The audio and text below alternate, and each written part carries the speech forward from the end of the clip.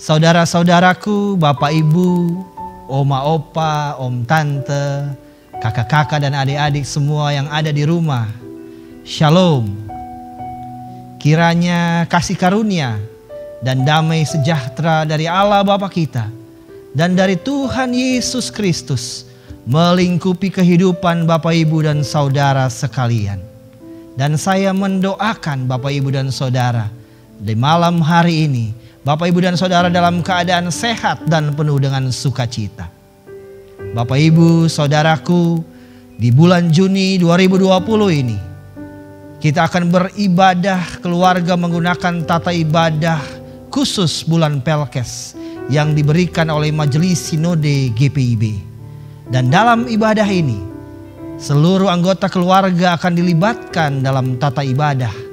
Oleh karena itu Bapak Ibu dan Saudara silakan membagi-bagi tugas dan peranan masing-masing dalam tata ibadah di malam hari ini. Dan saya akan menjadi pelayan firman bagi Bapak Ibu Saudara sekalian. Mari kita mulai ibadah kita di malam hari ini. Tuhan Yesus memberkati.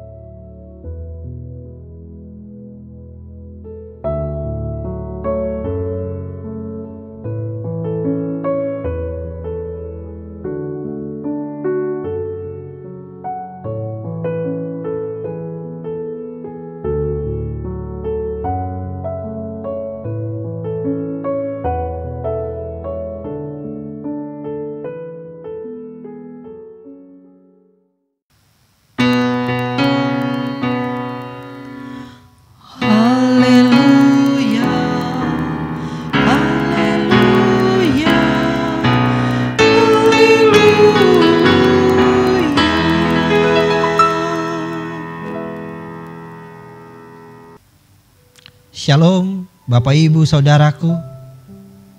Selamat berbahagia dalam Tuhan kita Yesus Kristus. Sungguh suatu sukacita besar saya dapat menjumpai Bapak Ibu dan Saudara semua lewat media digital seperti ini. Dan kita akan berbicara atau kita akan merenungkan firman Tuhan di malam hari ini.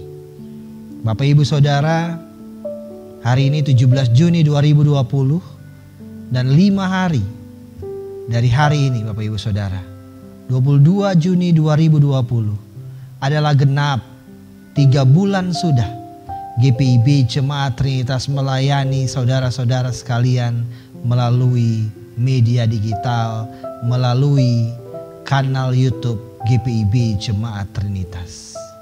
Suatu hal yang baru bagi kita semua Bapak Ibu dan Saudara. Saat ini kita berada dalam sebuah realita yang baru. Kita hidup dalam social distancing. Kita harus menjaga jarak dengan orang lain.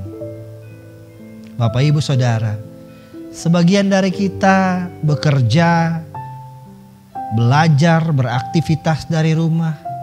Tapi sebagian juga dari kita keluar dan melakukan pekerjaan, melakukan aktivitas di luar rumah. Di dalam rumah saja ataupun keluar rumah, tetap sama saja Bapak Ibu Saudara. Karena kita harus menjaga jarak sosial dengan orang lain. Kita tidak bisa hidup seperti sebelum ada pandemi ini lagi. Harus jaga jarak. Namun satu hal yang saya yakin dan saya percaya Bapak Ibu Saudara. Walaupun kita hidup dalam keterbatasan ini, tetapi Bapak Ibu dan Saudara tetap menjadi seorang Kristen yang hebat.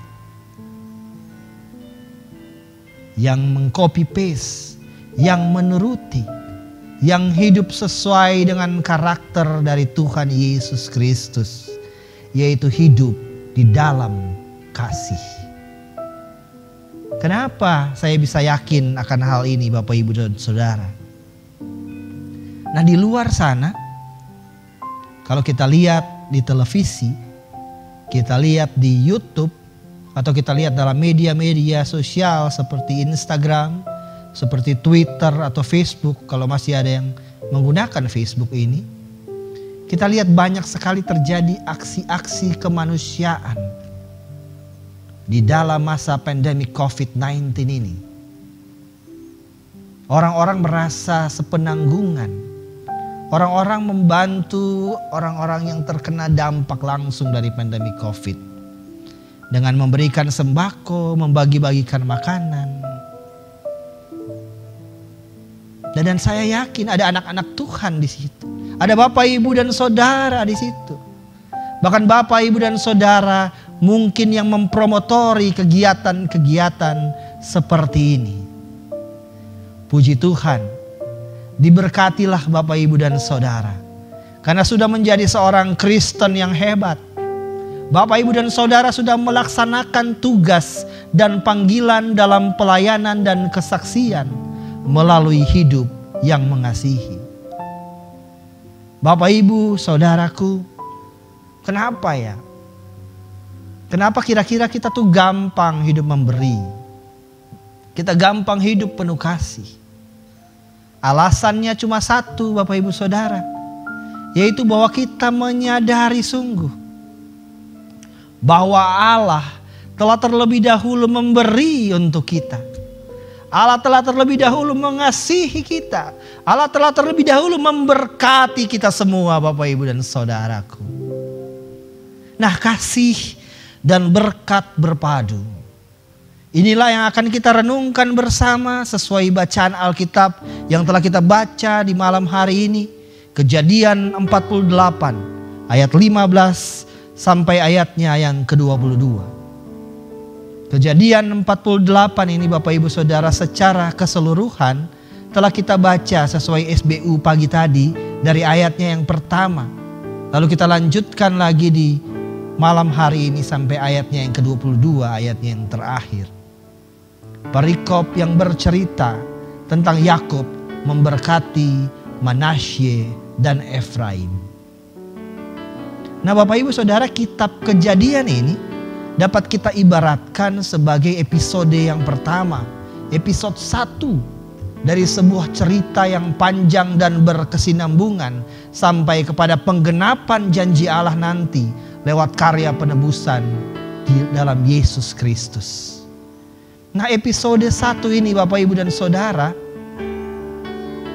seperti kalau Bapak Ibu dan Saudara atau ibu-ibu lah ya, kalau nonton drama Korea, drakor Bapak Ibu Saudara. Kalau episode 1 ini tidak ditonton, maka kita tidak bisa melihat episode-episode berikutnya. Tidak akan nyambung Bapak Ibu Saudara. Karena kita tidak tahu awalnya. Kita tidak tahu episode 1 ini. Jadi Bapak Ibu dan Saudara, episode 1 ini memang harus dibaca, harus dilihat, dan harus dipahami. Episode 1 dalam Alkitab, kitab Kejadian, memberi suatu pandangan yang luas mengenai permulaan manusia dari Adam sampai Abraham. Dan dilanjutkan dengan menceritakan permulaan umat Tuhan, generasi ke generasi, melalui bapak leluhur besar yaitu Abraham, Ishak, Yakub, dan Yusuf. Nah Bapak Ibu Saudara, tiap generasi ini memiliki serangkaian peristiwa yang memperlihatkan realita penyertaan Allah, realita karya Allah yang besar dalam kehidupan mereka. Yang menunjukkan bahwa Allah yang menjadi pencipta manusia ini selalu penuh kasih dan kesetiaan dalam memelihara umatnya. Bapak Ibu dan Saudara, dalam perikop bacaan kita menceritakan saat itu Yakub sudah berusia lanjut. Dia sudah berada pada akhir hidupnya. 147 tahun umurnya.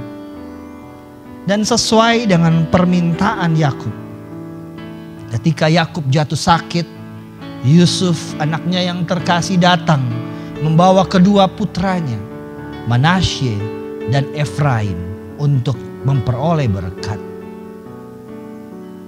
Nah Bapak Ibu dan Saudara, realita penyertaan Allah, realita karya Allah yang besar dalam hidup Yakub disadari sungguh olehnya. Dan ini dapat kita lihat dalam perikop bacaan kita di malam hari ini. Nampak dalam perikop pembacaan firman Tuhan yang kita baca saat ini, bahwa hidup Yakub tak terlepas dari kesempurnaan rencana Allah. Bahwa hidupnya tak terlepas dari penyertaan dan perlindungan Allah. Sebelum Yakub memberkati Manasye dan Efraim, Yakub mengkisahkan pengalamannya tentang kebaikan Allah kepada dirinya. Di ayat 3 Bapak Ibu Saudara yang kita baca pagi tadi, berkatalah Yakub kepada Yusuf, Allah yang Maha Kuasa telah menampakkan diri kepadaku di Luz, di tanah Kanaan, dan memberkati aku. Dia mengkisahkan ketika Allah menemuinya dan memberkatinya. Dia mengkisahkan pengalamannya bersama Allah. Dan di ayat 15, 16 yang kita baca di malam hari ini Bapak Ibu Saudara, dia kembali menyebut tentang pemeliharaan Allah yang begitu nyata dan tidak ada putus-putusnya dalam kehidupan dirinya. Mari kita lihat Bapak Ibu dan Saudara, Kejadian 48 ayat 15. Saya bacakan. Sesudah itu diberkatinyalah Yusuf, katanya, nenekku dan ayahku Abraham dan Ishak telah hidup di hadapan Allah. Allah itu sebagai Allah yang telah menjadi gembalaku selama hidupku sampai sekarang. Bapak Ibu dan Saudara, dalam ayat 15 ini ada dua penekanan. Yang pertama, dia mengatakan bahwa leluhurnya telah hidup di hadapan Allah. Yakub, dia memberikan teladan dengan memberi kesaksian bahwa dirinya, bahkan generasi-generasi leluhurnya, pendahulunya, yaitu Abraham dan Ishak, telah hidup di hadapan Allah. Yang artinya Bapak Ibu Saudara, bahwa mereka memiliki iman dan komitmen kepada Allah. Dan juga komitmen mereka kepada rencana-rencana Allah dalam hidup mereka. Yang artinya bahwa mereka memiliki iman yang percaya akan janji-janji Allah dalam kehidupan mereka. Nah, pengalaman leluhur ini Bapak Ibu dan Saudara menjadi hikmat untuk generasi-generasi selanjutnya. Agar terus hidup setia dalam iman kepada Allah dan percaya kepada rancangan-rancangan Allah dalam kehidupan mereka ke depan. Nah, hal kedua dalam ayatnya yang ke-15 ini adalah Allah sebagai gembalaku. Yakub, Bapak Ibu dan Saudara, menggambarkan hubungannya dengan Allah seperti hubungan antara gembala dan domba-dombanya. Kita tahu betul Bapak Ibu dan Saudara, Yakub ini 14 tahun dia menjadi gembala di rumahnya Laban. Dan dia tahu betul karakter dari gembala. Dia tahu betul Bapak Ibu Saudara, bahwa sejak lahir, dalam masa pertumbuhan, sampai pada masa tuanya, seekor domba itu selalu dirawat gembalanya siang dan malam. Ia menuntun dombanya dia di siang hari, dan ia akan menjaganya pada malam hari. Gembala itu akan memastikan domba-dombanya tetap terjaga dalam satu kerumunan dan tidak terpisah. Yakub memberi kesaksian, Bapak Ibu dan Saudara, bahwa Allah sama seperti gembala. Allah tidak pernah meninggalkan dirinya. Allah tidak pernah meninggalkan seluruh domba-domba peliharaannya. Nah, Yakub ini orang yang pertama dalam Alkitab yang menggambarkan Allah ini sebagai gembala. Ratusan tahun kemudian Bapak Ibu dan Saudara, Yesus mengatakan hal yang sama. Dialah gembala yang baik, katanya. Dalam perumpamaan gembala yang baik di Yohanes 10 Bapak Ibu Saudara. Nanti dapat Bapak Ibu Saudara baca atau memang sudah hafal ya Bapak Ibu dan Saudara. Yesus mengatakan bahwa dialah gembala yang baik, yang mengenal dan mengasihi domba-dombanya, yang tidak pernah akan meninggalkan domba-dombanya, bahkan memberikan nyawa kepada kita, domba-dombanya. Lalu dilanjutkan ke ayat yang ke-16. Yakub melanjutkan lagi kesaksiannya tentang Allah. Dia mengatakan di ayatnya yang ke-16 bahwa, dan sebagai malaikat yang telah melepaskan aku dari segala bahaya. Yakub mengkisahkan kesaksian bahwa Allah ini seperti malaikat pelindung Bapak Ibu Saudara. Kita tahu betul bahwa Yakub telah mengalami banyak kesulitan dalam kehidupannya. Dia hidup sebagai seorang penipu. Namun Allah tetap berkenan kepadanya. Allah tetap berkarya dalam dirinya untuk mewujudkan janji-janji dari Allah itu sendiri. Walaupun dia sudah menyimpang, namun Allah membuat Yakub tetap berjuang dalam pertobatan untuk mendapatkan berkat-Nya. Kisah pertemuan Yakub dan Allah di tepi sungai Yabok, itulah yang menjadi titik kemenangan dari Yakub. Lewat pertolongan Allah, dia mampu mengalahkan dirinya sendiri untuk takluk kepada Allah.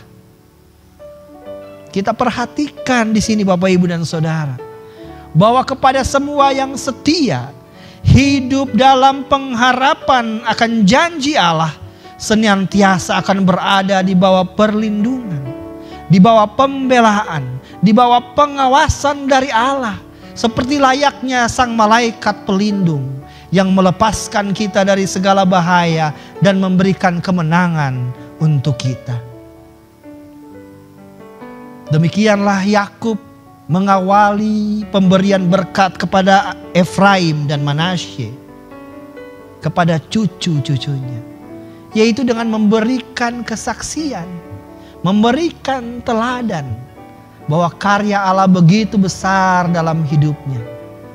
Allah laksana gembala yang tidak pernah meninggalkan kita, senantiasa mengasihi, memelihara, membela, dan menjaga kita laksana malaikat pelindung. Kemudian Bapak, Ibu, dan Saudara, pemberian berkat oleh Yakub kepada Efraim dan Manasye. Dikatakan di sini bahwa Yakub, dia merubah posisi tangannya seperti ini. Dia menyilangkan tangannya. Tangan yang kanan dia taruh di atas kepala Efraim. Tangan yang kiri dia taruh di atas kepala Manasye. Padahal Yusuf ayah mereka, dia telah menempatkan anak-anaknya sedemikian rupa Bapak, Ibu, dan Saudara, supaya tangan kanan dari ayahnya dapat dengan mudah diletakkan di atas kepala Manasye dan tangan kirinya dapat diletakkan di atas kepala Efraim. Karena Manasye yang sulung dan Efraim yang lebih muda. Tetapi Yakub begini. Dan Yusuf tidak menyukai hal ini Bapak, Ibu, dan Saudara.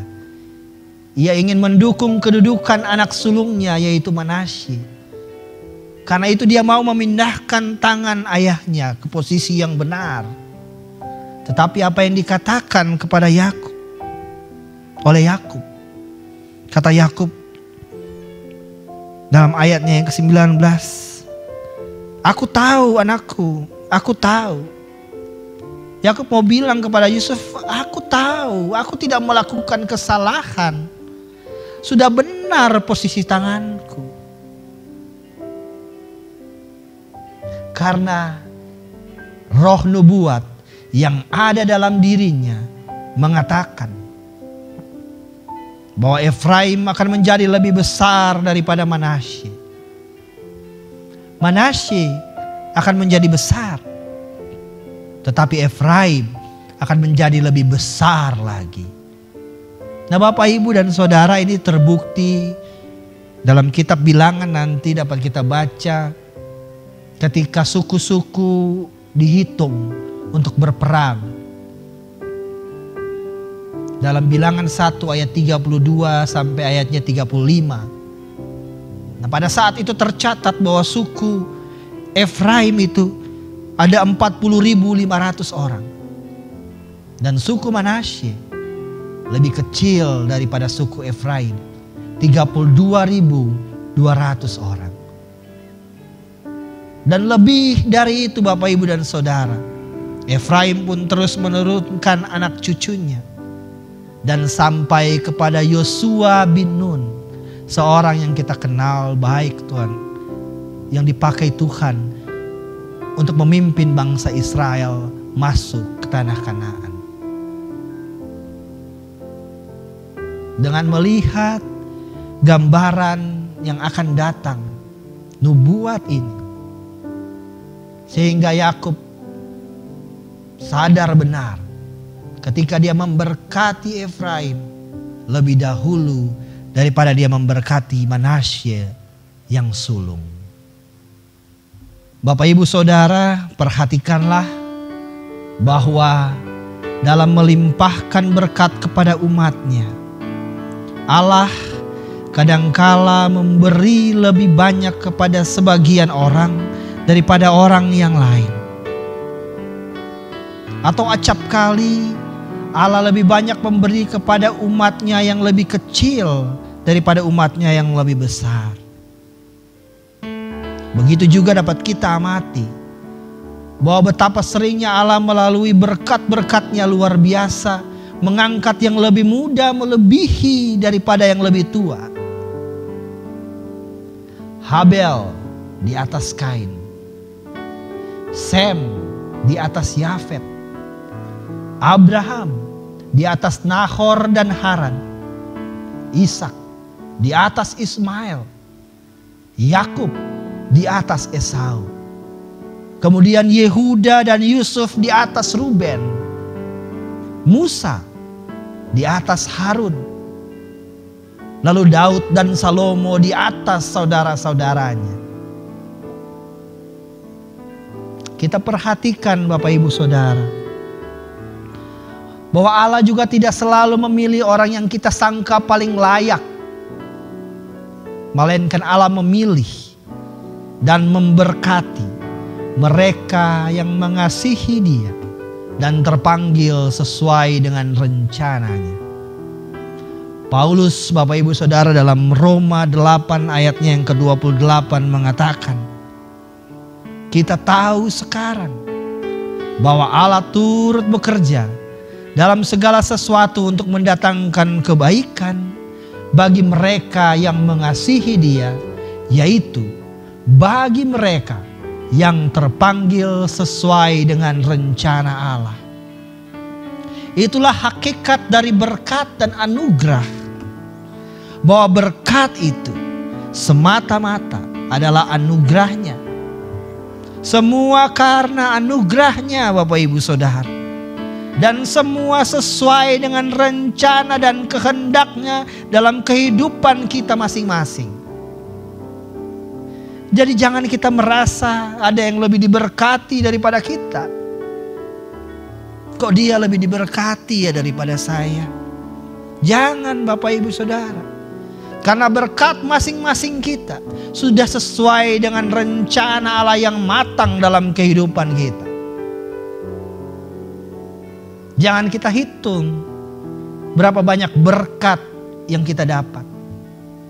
Tetapi kehidupan kita akan lebih bermakna Bapak Ibu dan Saudara ketika kita hitung berapa banyak yang telah kita bagikan atau berapa banyak kita telah menjadi berkat bagi orang lain. Kalau berkat kita itu urusan Allah semata-mata. Semua karena anugerahnya. Nah Bapak Ibu, Saudaraku, saya telah mencatat beberapa hal yang boleh menjadi refleksi kita dalam kehidupan kita ke depan dari cerita malam hari ini tentang diberkatinya Efraim dan Manasye. Yang pertama Bapak Ibu Saudara, mari kita menyadari dengan sungguh bahwa rentetan kehidupan kita dari kita lahir, suka dan duka, ketika kita dibesarkan sampai masa tua kita nanti, segalanya Bapak Ibu Saudara yang terjadi dalam hidup kita adalah karya Allah yang maha besar. Dan Allah senantiasa akan setia memberkati, mengasihi, menyertai, membela, memelihara, dan menjaga kita selayaknya seorang gembala yang baik atau selayaknya sang malaikat pelindung. Dengan menyadari hal ini Bapak Ibu Saudara, maka kita bisa hidup menjadi seorang Kristen yang hebat, yang bisa berbagi, yang bisa mengasihi, menjadi berkat bagi orang lain. Dengan menyadari bahwa sungguh besar berkat karunia anugerah Tuhan yang Tuhan limpahkan dalam setiap pribadi lepas pribadi kita Bapak Ibu Saudara. Mari kita memberi diri untuk melayani. Kita mengulurkan tangan kita untuk membantu pelayanan. Dan lakukanlah itu dalam kasih sebagai kesaksian atas karya Allah yang besar dalam hidup kita. Dan kita pakai terus itu Bapak Ibu Saudara untuk kemuliaannya semata-mata. Bapak, Ibu, dan Saudara menyadari karya Allah dalam hidup kita di bulan Pelkes GPIB ini, maka mari kita renungkan. Kita renungkan lebih dalam lagi Bapak, Ibu, dan Saudara. Sungguh-sungguh kita renungkan, kita lihat benar-benar.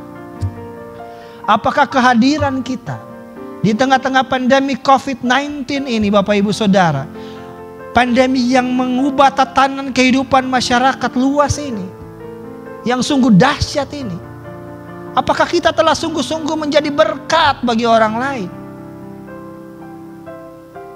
Atau ternyata Bapak, Ibu, dan Saudara, kita masih terlalu sibuk untuk memikirkan urusan pribadi kita, ketimbang membuka mata melihat keluar dan semakin melayani lagi dan bersaksi lagi tentang karya Allah yang besar dalam kehidupan kita. Atau ternyata Bapak, Ibu, dan Saudara, kita masih terlalu sibuk menghabiskan waktu untuk memprotes langkah-langkah pemerintah yang mungkin menurut kita kurang tepat dalam penanganan COVID-19.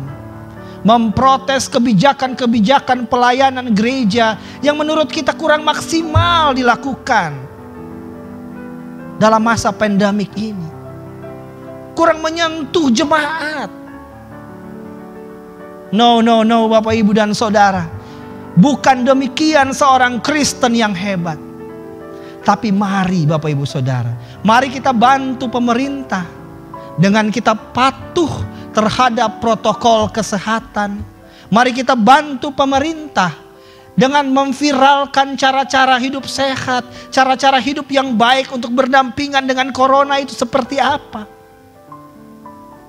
Bagaimana cara menggunakan masker yang benar, bagaimana cara mencuci tangan yang benar, bagaimana protokol saat kita harus keluar rumah, bagaimana protokol ketika kita kembali ke dalam rumah kita. Bukankah itu akan lebih bermanfaat Bapak, Ibu, dan Saudara? Dan itu bisa membawa dampak yang luar biasa dalam penanganan penyebaran virus corona ini. Ketimbang hanya protes ini, protes itu. Seakan-akan kita yang paling tahu benar bagaimana seharusnya pemerintah menangani soal corona ini.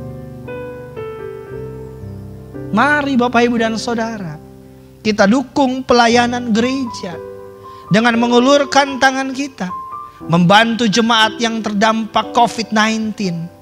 Mengulurkan tangan untuk mempersiapkan gereja masuk dalam tatanan baru bergereja. Banyak yang harus kita lakukan. Ataukah bukan lebih indah kalau kita itu sesama jemaat saling mendukung dengan mengucapkan berkat kepada sesama jemaat yang lain, atau sesama presbiter saling mendukung dengan mengucapkan berkat kepada sesama presbiter yang lain, ketimbang kita protes sana protes sini Bapak, Ibu, dan Saudara. Nah, dengan berperilaku demikian Bapak, Ibu, dan Saudara sudah menjadi saksi dari kebesaran karya Allah dalam kehidupan Bapak, Ibu, dan Saudara. Bapak, Ibu, dan Saudara bisa keluar untuk menjadi berkat bagi orang lain. Dan refleksi yang kedua malam hari ini adalah untuk kita, para orang tua, dan kepada anak-anak kita. Sebelumnya Bapak, Ibu, Saudara, saya telah menyiapkan satu video yang akan kita lihat bersama-sama. Mari kita saksikan. Want to learn to say the Jewish blessing over children? Click to skip ahead. First, here's a 1-minute rundown on why and when to try this sweet custom. Being a parent is both loving your kids more than anyone else in the world, and sometimes absolutely wanting to never see them again. The Jewish blessing over children speaks to both of these very strong and very valid emotions. The custom comes from the Torah. When Jacob was about to die, he called his children and grandchildren to him, laid his hands on their heads, and gave them a blessing. These days, all over the world, Jewish parents bless their children every Friday night. Lots of parents say the blessing right after lighting Shabbat candles. In some families, they stand over their children and cup their hands over their children's heads. In others, the children come over to their parents.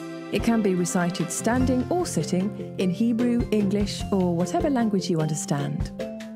Traditionally, you first say one line to sons and another to daughters. Yisimcha Elohim ke'Ephraim vechi Menashe. May you be like Ephraim and Manasseh.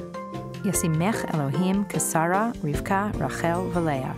May you be like Sarah, Rebecca, Rachel, and Leah. We bless our children that, like these role models from the Torah, they too will grow into strong, generous, loving people. Then the parents say, Yivarechecha Adonai v'yishmerecha. May God bless you and guard over you. Ya'er Adonai panav elecha v'chuneka.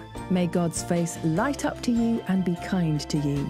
Yisa Adonai panav elecha v'yasem lecha shalom. May God's face rise up to you and grant you peace. Afterward, some parents give their children a kiss, if the kids let them. Some parents will add a blessing of their own, even whispering it into each child's ear like a secret. And then, of course, this blessing continues to float with both parent and child through Shabbat and beyond to make the next week the best week ever. Bapak, Ibu, dan Saudara, indah ya. Indah video tadi yang baru kita lihat. Ternyata sampai dengan hari ini dalam tradisi Yahudi, di setiap Jumat malam para orang tua akan memberkati anak-anak mereka. Dan kita lihat Bapak, Ibu, dan Saudara dalam video tadi, khusus untuk anak laki-laki, para orang tua Yahudi akan mengucapkan berkatnya dengan berkata, jadilah kalian seperti Efraim dan Manasye. Jadilah kalian seperti Efraim dan Manasye. Kenapa Bapak, Ibu, dan Saudara Efraim dan Manasye? Nah, kalau kita teliti, tadi kita baca juga Bapak, Ibu, dan Saudara, Manasye dia tidak berseteru dengan Efraim. Nah, kalau kita teliti ke belakang dalam sejarah dua bersaudara di permulaan umat Tuhan, antar saudara kandung itu selalu ada seteru, selalu ada perseteruan. Kain dan Habel, Ishak dan Ismail, Esau dan Yakub, Yusuf dan saudara-saudaranya. Namun tidak demikian dengan Efraim dan Manasye. Manasye tidak pernah mempermasalahkan Bapak, Ibu, dan Saudara ketika hak kesulungannya didahulukan Efraim saat diberkati oleh Yakub. Dan tidak pernah ada dicatat bahwa kedua bersaudara ini berseteru. Sehingga Bapak, Ibu, dan Saudara, benarlah nubuat Yakub dalam ayatnya yang ke-20 yang dikatakan di sini bahwa lalu diberkatinyalah mereka pada waktu itu, katanya, dengan menyebutkan namamulah orang Israel akan memberkati. Demikian Allah kiranya membuat engkau seperti Efraim dan Manasye. Nah, Bapak, Ibu, Saudara, para orang tua, dari cuplikan video yang tadi, mari kita menyadari sungguh bahwa anak-anak kita adalah anugerah yang terbesar, adalah berkat yang luar biasa dari Allah kepada kita masing-masing. Untuk itu Bapak, Ibu, dan Saudara, berdoalah untuk anak-anak kita. Ucapkanlah berkat kepada mereka. Seperti yang tadi kita lihat. Percayalah Bapak, Ibu, dan Saudara bahwa kita diberikan kuasa untuk memberkati anak-anak kita. Jangan ragu-ragu Bapak, Ibu, dan Saudara. Kalau mereka mau pergi, panggil dulu. Ulurkan tangan Bapak, Ibu, dan Saudara di atas mereka dan ucaplah berkat-berkat Tuhan. Dari yang paling sederhana, Tuhan Yesus berkati ya, hati-hati di jalan. Atau disertai dengan doa dan harapan. Tuhan akan menjaga keluar masukmu. Pergilah dalam damai sejahtera dan jadilah garam dan terang dunia dimanapun kamu pergi. Pasti mereka akan pergi dengan penuh sukacita, Bapak Ibu dan Saudara. Mereka akan keluar rumah dengan penuh sukacita. Dan mereka siap untuk menjadi garam dan terang dimanapun mereka pergi. Karena kita telah memberkati mereka. Kita telah menaruh harapan kita kepada mereka. Atau ketika mereka mau tidur malam, Bapak Ibu dan Saudara. Walau anak kita sudah SMP, udah SMA, bahkan udah kuliah ya Bapak Ibu Saudara. Sesekali masuk ke kamar mereka. Doakan mereka Bapak Ibu Saudara sebelum tidur. Ucapkanlah berkat kepada mereka. Ucapkanlah harapan-harapan kepada mereka di kehidupannya. Ceritakan juga pengalaman-pengalaman iman saudara. Seperti halnya Yakub menceritakan kesaksian tentang pengalaman hidupnya, tentang teladan hidupnya yang benar-benar mengakui pernyataan Allah, mengakui karya Allah yang besar dalam hidup mereka. Ceritakanlah pengalaman iman itu kepada anak-anak Bapak Ibu dan Saudara. Sehingga mereka akan terus hidup dan percaya bahwa rancangan-rancangan Allah itu akan begitu indah dalam kehidupan mereka masing-masing. Kalau Bapak Ibu mendoakan mereka, Bapak Ibu memberkati mereka, mereka akan bertumbuh menjadi pemenang-pemenang dalam perjuangan hidup mereka. Dan mereka akan menjadi anak yang terberkati, anak yang juga akan keluar menjadi berkat bagi orang lain. Dan terakhir adalah refleksi bagi anak-anak. Atau bisa juga untuk semua dari kita ini Bapak Ibu dan Saudara. Hiduplah rukun dengan kakak adik kita. Seperti halnya Efraim dan Manasye. Sudahkah Bapak Ibu selama ini membangun hubungan yang dekat dengan kakak adik kita? Sesungguhnya Bapak Ibu dan Saudara, kakak adik kita, saudara kita, Tuhan tempatkan mereka untuk alasan yang sejahtera untuk kita. Tuhan menempatkan mereka di tengah-tengah kehidupan kita agar kita juga diberkati. Tapi kita juga harus menjadi berkat bagi mereka. Kita harus membantu, menguatkan, menghibur mereka. Sadarilah keberadaan saudara kita sebagai anugerah dari Tuhan. Sehingga kita selalu dapat mengasihi mereka. Dan keberadaan kita membuat hidup saudara kita akan menjadi lebih baik. Dan sebaliknya demikian. Sudahkah Bapak Ibu, Saudara, sudahkah anak-anak, adik-adik, kakak-kakak menjadi seperti itu? Kalau sudah, lakukan terus dan sebarkan bagi orang lain juga. Kalau belum, mari mulai bangunkan kedekatan hubungan dengan saudara-saudara kita. Untuk saling mendukung dan saling bertumbuh di dalam Tuhan. Demikian Bapak Ibu Saudara, perenungan kita di saat ini. Mengakhiri perenungan ini Bapak Ibu dan Saudara, ada satu hal yang perlu saya ingatkan. Di saat ini hidup kita berdampingan dengan virus corona yang begitu merusak tatanan kehidupan kita. Tetapi kita tidak dapat menghindar. Bapak Ibu dan Saudara, kita harus merubah gaya hidup kita. Mengikuti protokol kesehatan dalam tatanan kehidupan yang baru. Kita harus jaga pola hidup sehat. Gunakan masker, sering-sering cuci tangan, jaga jarak.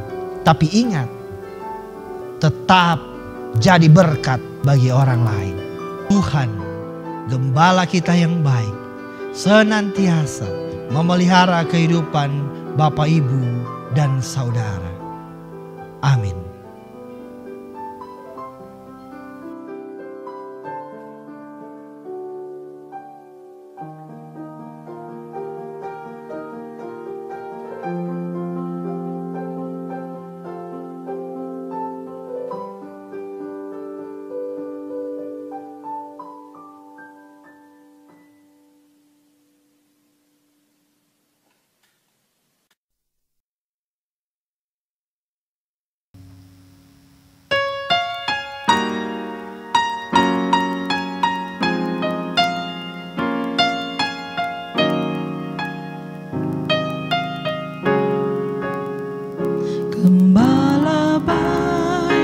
tersuling dan merdu, membimbing aku pada air tenang dan membaringkan aku berteduh di padang rumput hijau berkenan. Oh gembalaku itu Tuhanku, membuat aku tentram hening, mengalir dalam sungai kasih-Ku, kuasa damai cerlang bening.